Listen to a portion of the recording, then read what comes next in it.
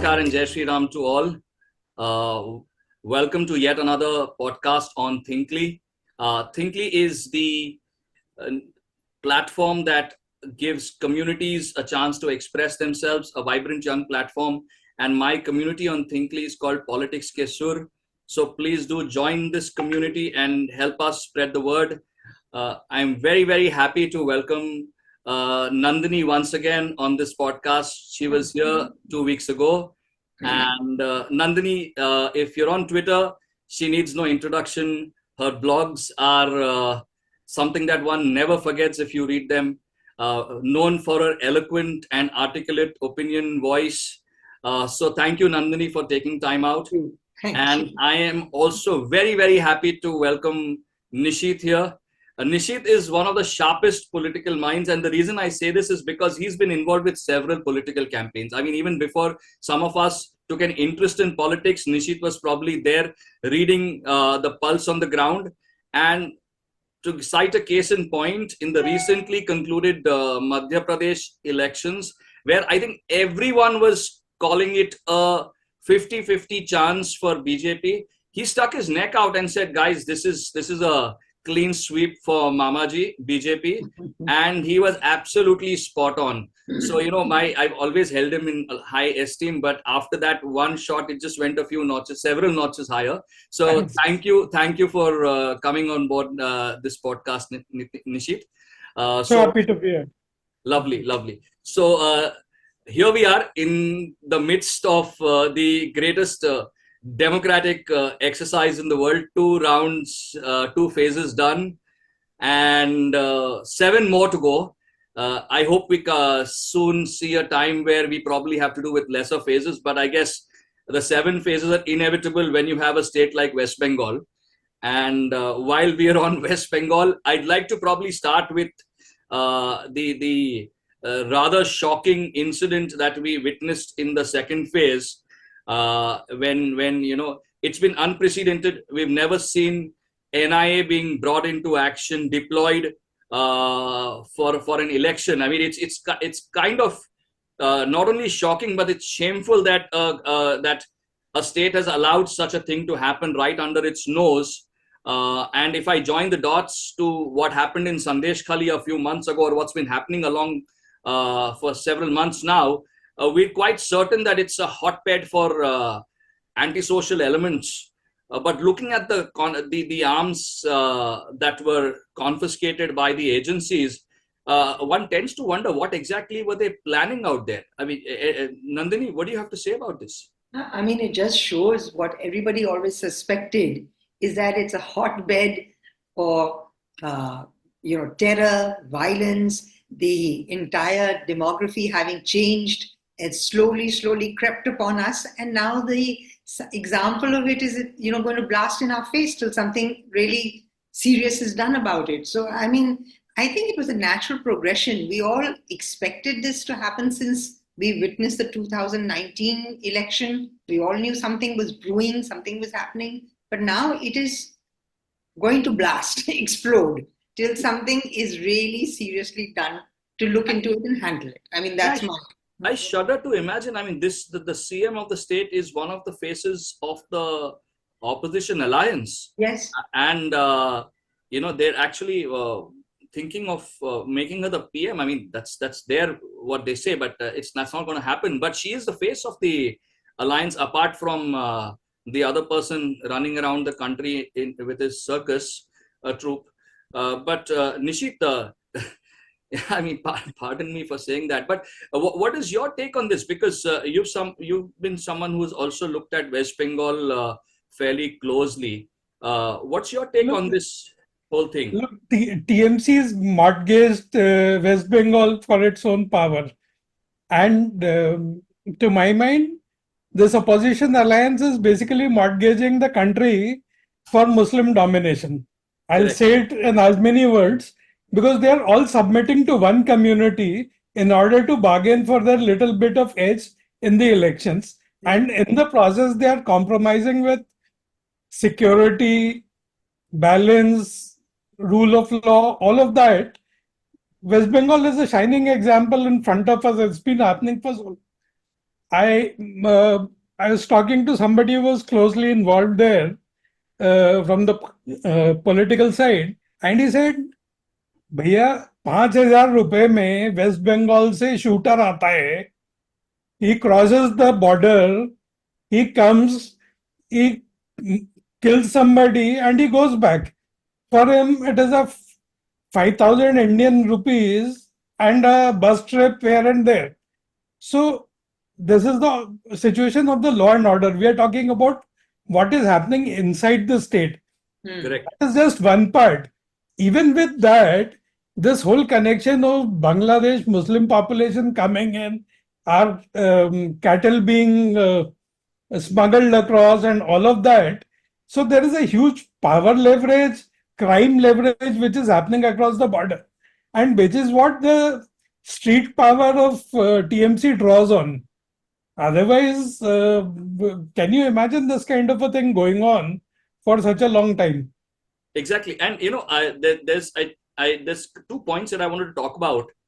A few years ago, I had put up a thread on this was more of theoretical based on the census of West Bengal districts, and I didn't have any hypothesis before I started it, but I just wanted to do it without any confirmation bias creeping in before I started.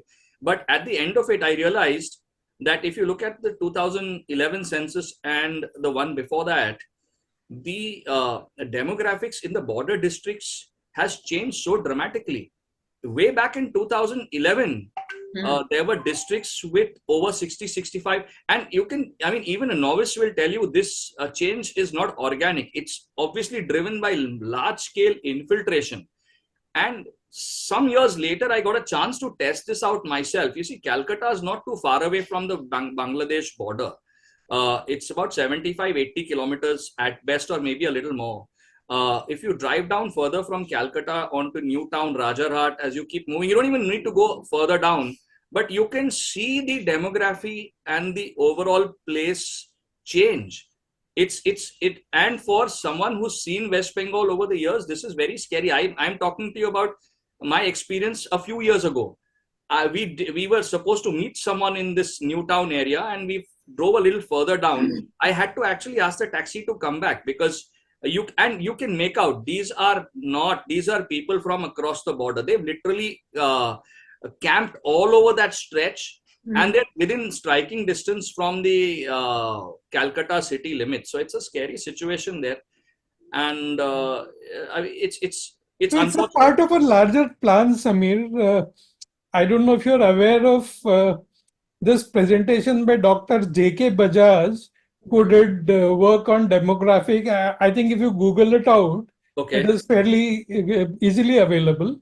And he had done this in terms of how the demography of various states are changing over time from pre-independence to current times. And it is not just that it is happening strategically along a border which starts from Kashmir, comes down to Haryana, bit of Punjab, Delhi, Western UP, top of Bihar, yes, Naxal belt of Jharkhand, West Bengal. And Assam as the well. The demography here is changing at almost twice the pace of the demography in other places. If you imagine that if this corridor changes drastically and there's a revolt happening, you will actually segregate the country into two parts.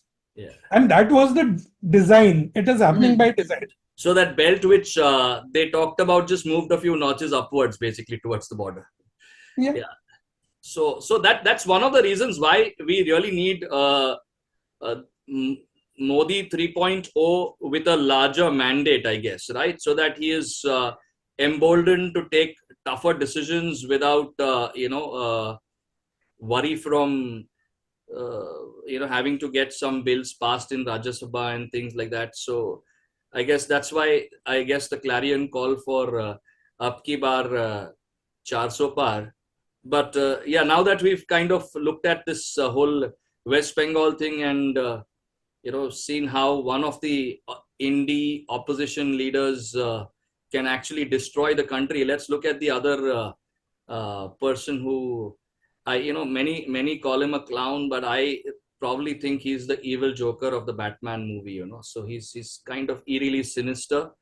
I mean, it's easier to explain things to someone who can understand, but someone who has absolutely limited comprehension abilities and is surrounded by a cabal of evil forces, that guy can actually wreak havoc on the social fabric of the country.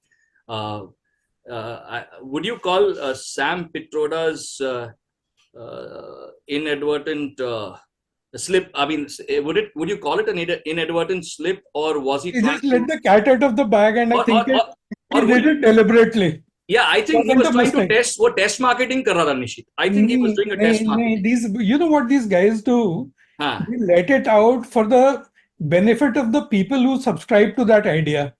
So, for example, they talk of something which is going to simmer the communal tensions. Then they're not bothered about how the Hindus will react to it. They are trying to consolidate the Muslims involved or another group involved for them to come together. So it's a little more scheming than an advertent slip or a mistake happening. It was, I think it was fairly planned out. I also get the feeling with Sam Pitroda, I mean, I might be wrong, but my reading of him is of a man who went, I don't know, maybe in the 60s or 70s to the US. And you know how a lot of NRIs fossilize in that era which they went. Correct. So he's, I think, pretty unaccustomed to, in India, which will counter him, which will ask questions, which has the confidence to say to him, like, what are you talking about? And then the man sort of backtracks and says, I never said this and this never happened, even wrote a tweet in the third person, to explain his whole rigmarole. So I don't know, this man comes across as somebody who seems very out of touch with India, that there is a completely different section of people today, thanks to social media, who are well informed, who can ask questions, and who don't admire you only for the fact because that you live in the United States and you can throw these pearls of wisdom at us, Yeah. I always somehow get this impression with him that he's... I do imagine that this gentleman was an advisor to the PMO. Yes. Correct. And as good as a cabinet minister from 2004 to 14. Yes. Even as late as that, forget the Rajiv Gandhi period. Right. Oh, I see. I didn't know that. He was an advisor to Dr. MMS, as such a part of the government. So for him to be so fossilized while being entitled and God-ordained ruling class, yes, I don't know where does that come from, but it does come across. But he's more than capable of repeated goof-ups. You remember the photo op he had with Jeremy Corbyn also. I mean, that made for terrible optics. I mean, it's wonder. So I guess he's in some ways, it was nice to have him blurt out this and that hua to hua, that was so insensitive. I mean, to say something. So I put out a tweet once. Both of them actually chemically go together pretty well. RG with his whole entitlement of I was born to be the CM. Yes. Divine right. You bunch of jokers, you come together and you pull out rabbits out of your hat and stop me from reaching there. That sense of entitlement for RG as well as Petroda is just about the same. That hua to hua was as bad a stink as what this guy does. I agree. Do you recall, during his the second part of it, the second version of his circus, he had this one act where he would call someone up and say, "ये कमीज तुमने कितने में ली? इसपे GST कितना दिया? और अडानी ने कितना दिया?" It's and there was T.S. Singh Dev, Sachin Pilot. So many people behind him, and he repeated that faux pas so many times. Nobody thought of telling him, Dude, that's GST. Nobody It's not bets a product. into. It's all about the proximity to the prince and the ruling family here. They don't get it, poke their nose into it. And I'll draw this further, Samir and ma'am. What do you see happening in Congress today? Hmm. To my mind, it is Congress in its death throes. It is the final crashing of Congress with everything possible going out of hand for them. The people quitting in droves, uh, people not getting it together between Raga, Priyanka, Vadra, all of them trying to say who's going to contest Amethi and not coming to a conclusion is shameful. I Yeah, mean, that's made for bad optics, despite being a honestly. BJP supporter, I would love to see a good opposition in this country. And But it makes sense because otherwise there's no point of democracy. We could have a Singapore kind of a system or a China kind of a system with one major party. We need two ends or maybe more, but sincere two ends. And what what is does it tell happening you? today is Hmm. very And bothersome in that sense. and what does it tell you? You can't decide whether to contest from Amethi or not, and you're going to take decisions for the country. Absolutely. It's There's barely a month to wind up the election now. On 4th of June, it is going to be over. We are, Hmm. so that visual of Rahul Gandhi carrying that matka, yeah, you was know where he's going to break that damn thing. was pretty prophetic. I just have to wait for him to break it now, isn't it? Yeah. Nandini, what's your assessment of this overall the Congress manifesto and the promises of wealth redistribution, inheritance tax, which is all doing the rounds right now? What's your take on this? You, someone who's seen. You and Nisheeth have probably seen a little bit more of that, the dark decade of Indira Gandhi as well. So maybe you could shed some light on it. For me, the manifesto comes across sinister because the whole thing is, if you vote for us, you'll find out what it's about. I mean, they just don't tell you anything about it. The spokesperson who come on TV, they cannot explain anything. They don't have answers. And what kind of manifesto is it that is so ambiguous that it needs you to say, what do you mean by this? What do you mean by that? And not one person can give you a clear answer. It's all, but you, hamare 15 lakh to aaye nahi, ye nahi hua, wo nahi hua, do you know the BJP, what they... If you ever see them on any panel, you start wondering, what is it all about? Did they not expect people to read it? Did they not expect people to counter it? Why are they so I think unprepared? they are pretty shocked with the fact that somebody read it. Yes, I think so. Because they don't seem to have read it. They don't seem to have answers. They don't seem to have any clarity. And that is what is a little worried. And for someone like me, of my generation, who has seen long tenures of the Congress government, read my lips. I don't trust Congress with my money. So, the fact that they say they want this, they want that, but they don't know what they'll do, how they'll go about it, it's scary. It's very scary. There was this gentleman, Mr.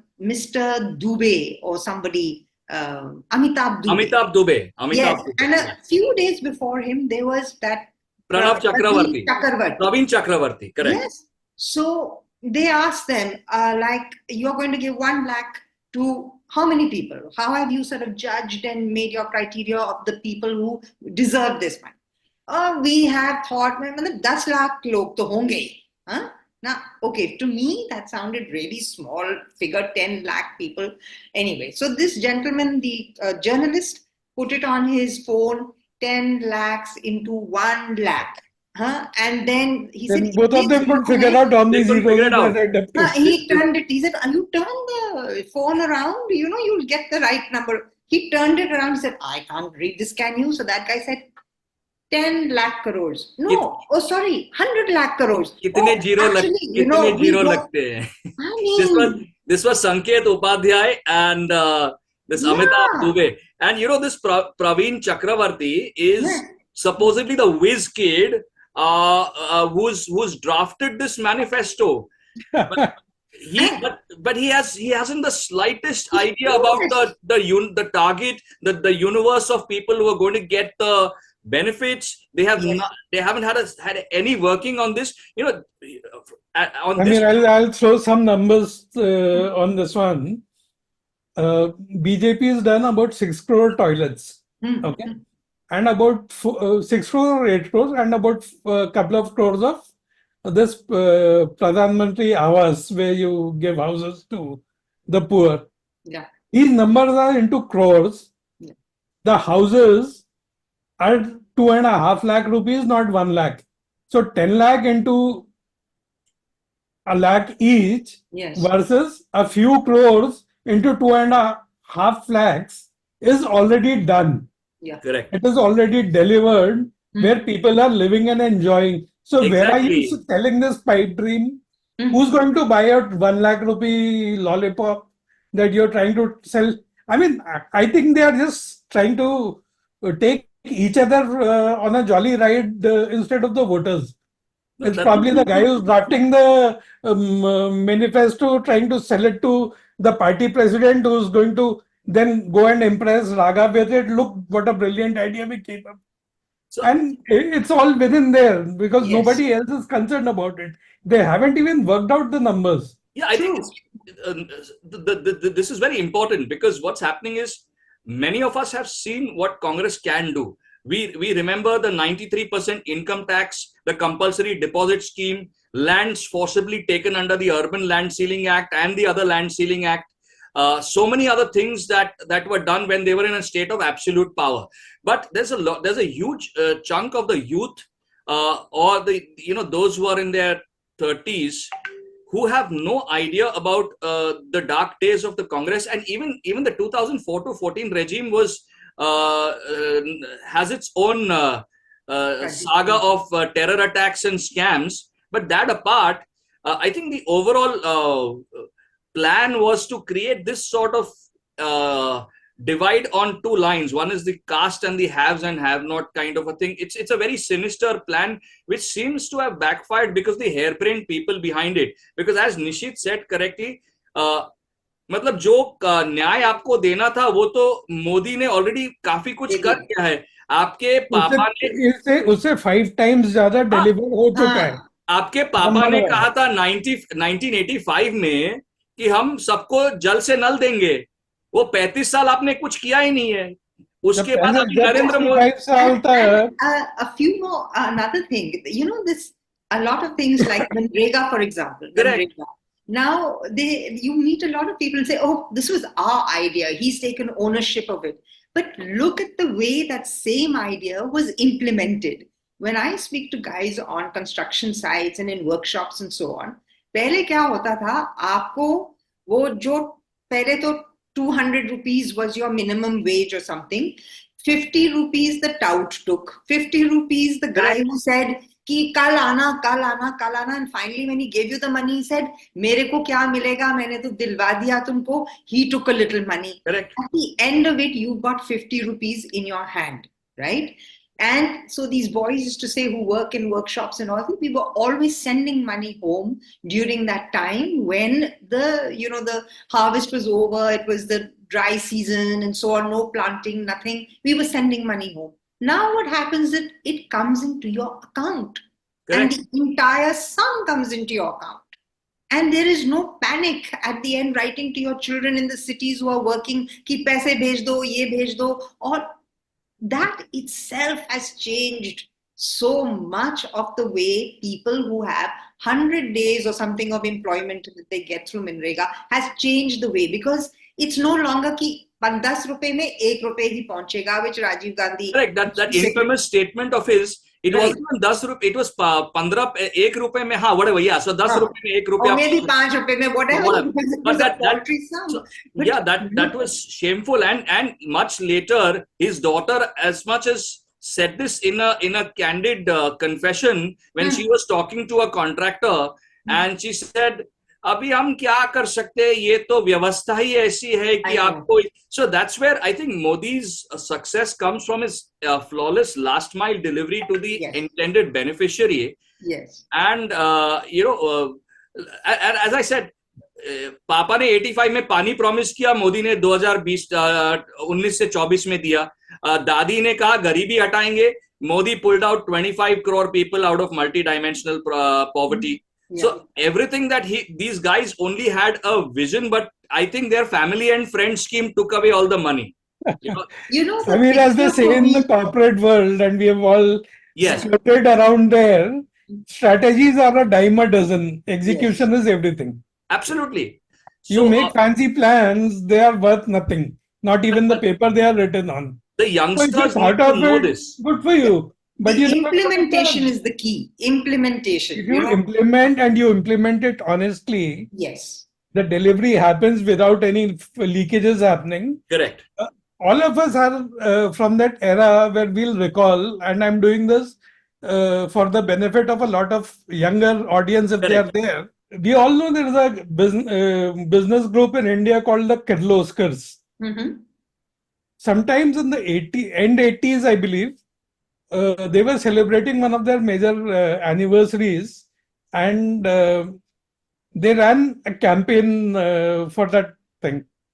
And one of the major ads in that campaign which opened up was Lakshman Rao Kirloskar's picture and a quote saying, "The day profit stops being a dirty word in this country, we'll have development." And this was a corporate business house advertising and celebrating its anniversary.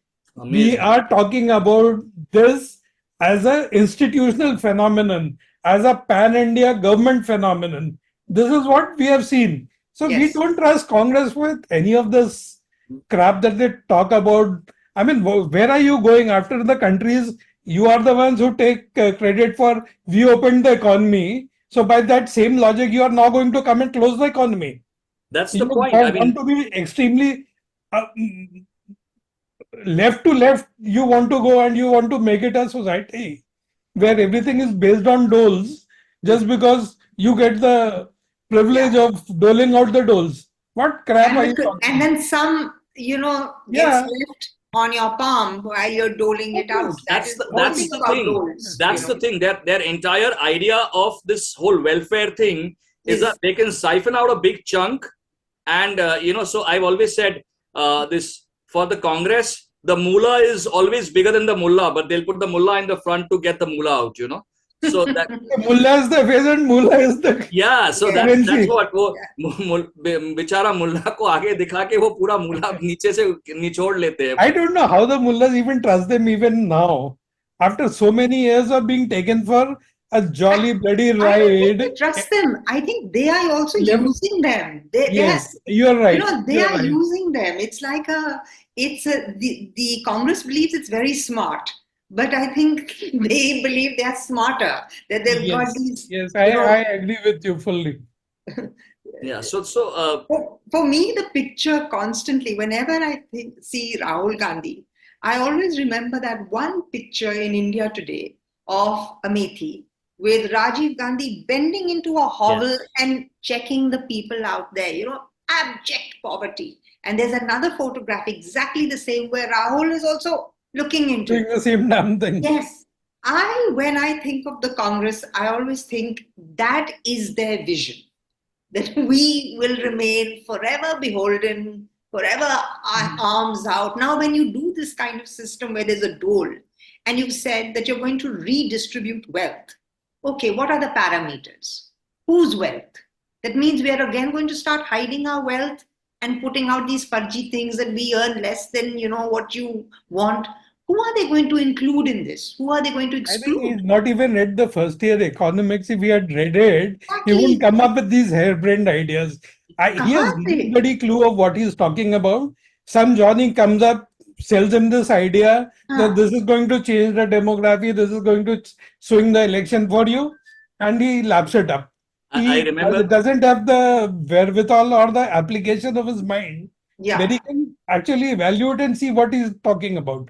I remember parroting whatever's been given to him. Amit Shah's statement, उनके आसपास में जो NGOs घूमते हैं वो रोज उनको एक नया आइडिया पिलाते हैं, नया काढ़ा पिलाते हैं. If you got to watch Smriti Irani's interviews, she's given a few of them. It's quite shocking. I mean, forget about the hospital and everything as they usurped lands in Amethi, but worst is they didn't even have a cinema hall in Amethi. I mean, that's something for someone who's not concerned about welfare. At least a cinema hall to bana do kam se kam. But that's what this family didn't do. This is something which is beyond me.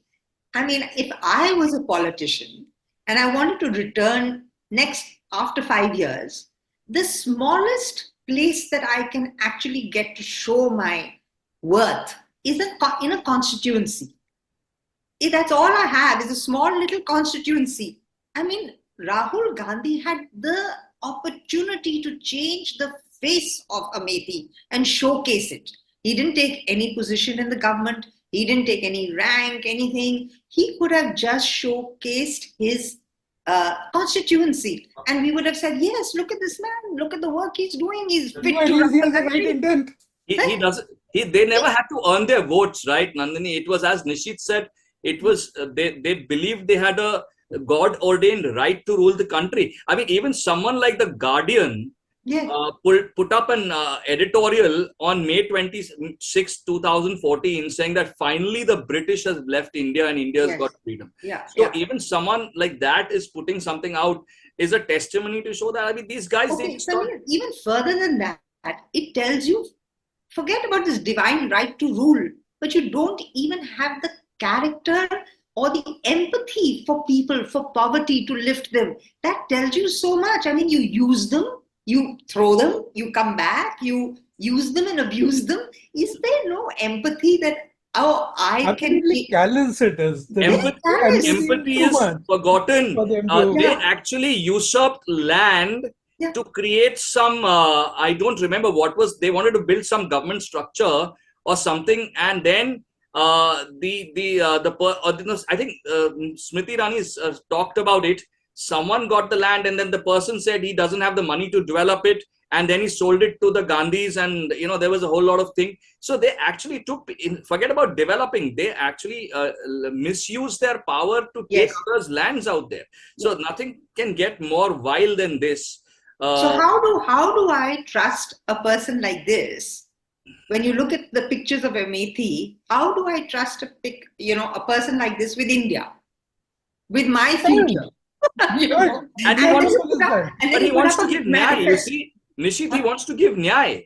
किसको न्याय दे रहे हो आप? कैसा न्याय दे रहे हो? ये आप मुझे बताओ कैसा न्याय दे रहे हो? Business. आपने निशीथ भाई आपको बताना पड़ेगा कैसा. Party in power for good 65-70 years of this country.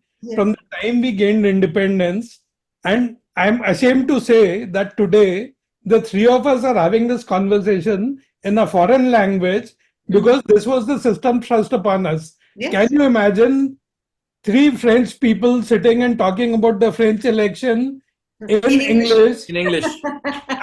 and the French would hang them by their toes. If that happens. But that is the thing about... Who created the system? What is the bloody nyay that you created? But for 65 years, you kept everybody begging with a begging bowl in their hands. Why did you not deliver nyay then? Your father didn't deliver nyay. Your grandmother didn't deliver nyay. Your great-grandfather didn't deliver nyay. Your assorted lackeys did not deliver nyay. Your mom, when she was heading the NAC, did not deliver nyay. Then what nyay are you talking about today? Correct. Why should anybody trust you with their nyay when you have a track record of not even addressing it in the 65 years you were there? So please keep your nyay wherever you wish to. So my proposal is that we don't even think about this horrible nightmare that he promises us, that we go out, vote, correct, and bring back who we want with greater numbers, and actually see this future that we have tasted and we have now got a taste of, we are not going to let go so easily. And I think that the remaining 5 phases... when people talk about the numbers not being too good, or the voting percentages not coming to their expectations, whatever that is, they kind of get too engrossed with the arithmetics. Yeah. But the native intelligence across the country is something which I have a great deal of respect for. Correct. You ask any man anywhere in this country who's not aligned with a political party, is just a citizen of this country, ask him, आप कांग्रेस को vote दोगे? He has no reason and no argument in that favor. कि मैं कांग्रेस को vote दूंगा इसलिए दूंगा. That इसलिए is completely vanished. When you don't even hold hopes which are sincere, forget work done. Work done is a different league of politicking, which is what Modi ji is practicing after delivering. Even in the promise, there is no credibility of hope that you're offering. So why should an average Indian, for what reason they should get out and vote for Congress so that you can get comeuppance with your political rivals? No, that's not happening. And I I'm agree. glad you brought that up, because I think media was up to its usual tricks in after the first two rounds, where they tried to create that sense of अरे voter turnout, भाई साहब voter turnout low हो high हो, अरे जो BJP का voter है वो तो जाता ही है, और आरएसएस का आप संगठन जानते नहीं हो. It's the booth mobilization. If at all someone's not RSS and BJP and political outfits, I mean, in all fairness and very candidly speaking, I hold the media in. I Yes. can use the word, but I just have contempt for them, or contempt is also too good for them. I have never seen them getting it right. I've just seen them pontificating about things which they imagine. They have no bloody clue of what they're talking about. I've rarely ever seen a journalist getting it right in any critical election. It's the tyranny of distance. It never happens. But it's like this, that election in India is like the village mela, where everything is Everyone happening. has to say So something. there's going to be a joker also who will do his tricks, and then there's all sorts of things happening. So these buggers will also come and they'll sell their wisdom or their analysis or whatever they think they have that they want to share with the world, and hopefully somebody will hold them in high esteem or maybe pay them subscription, which is $2 a day kind of a number. But it doesn't work. I've never seen them getting it right. Even political parties who have much more than skin in the game, who put their moolah into the business, their time and existence into that business, even they don't get it right so many times. Correct. Not everybody, only one guy wins, all of the rest of them lose. So even if they are not getting it right, to imagine that some Johnny pushing his pen, sitting in some ivory tower of Lutyens, Delhi or whatever, or Chennai or wherever, and getting it right is too tall an order for them to measure up to. Just doesn't happen. Just doesn't happen. I've never seen it happening. My point to the those who kind of tended to believe in this, it's simple logic. I mean, any average Congress supporter has probably given up on this election, and they're the ones who are not going out to vote. They're sitting at home. बस इनके धूप में जाके करना क्या, वैसे तो हारना ही है. हम उनके प्रत्याशी छोड़ के जा रहे हैं मैदान, तो वोटर क्यों जाएगा वोट करने को? So that's what it is. But while that's said and done, I want to say, don't get complacent. You go out and cast your vote. It's going to take you 10 minutes, 15 minutes, 1 hour, whatever it takes. It takes. Just go and do it. And your job. Because this time the thing is not just to get a simple majority or Correct. a little beyond that. This time there is business at hand to be covered after the election. So you want larger numbers and bigger numbers. Correct. So on that note, I guess we have 7 more phases to go. Obviously, 5 more phases. 5 more phases. Sorry. 5 more phases to go. And